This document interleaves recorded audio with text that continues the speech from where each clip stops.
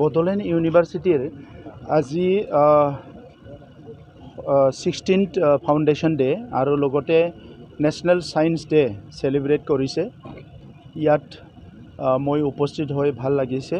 Bodoland university আমাৰ লোৱাৰ আছামৰ প্ৰথমখন আৰু একমাত্ৰ হায়াৰ এডুকেশ্যনেল ইনষ্টিটিউশ্যন। এই ইউনিভাৰ্চিটি 16 বছৰত বহুতখিনি কাম কৰিলে।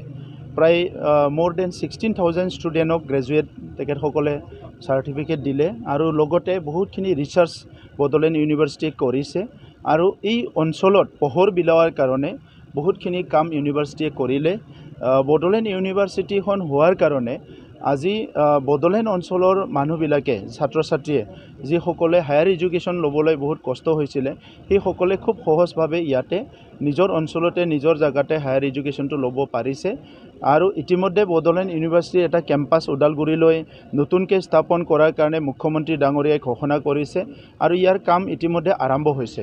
মই আজি অনুৰোধ কৰিছোঁ ইউনিভাৰ্চিটিৰ ভাইচ চেঞ্চেলৰ আৰু গোটেই ইউনিভাৰ্চিটিৰ টিমক যে এই বড়োলেণ্ড অঞ্চলৰ কাৰণেও কিবা এটা socio' economic development, cultural development, social stability এই গোটেই কথাটো লৈ পেলাই কিবা নহয় কিবা কাম ইহঁতে আৰম্ভ কৰিব লাগে। আৰু ইয়াৰ কাৰণে আমি এই ৰিচাৰ্চ আৰু ষ্টাডিৰ কাৰণে 1 কোটি টকা আমাৰ চৰকাৰৰ পৰা দিম বুলি মই ঘোষণা কৰিছোঁ।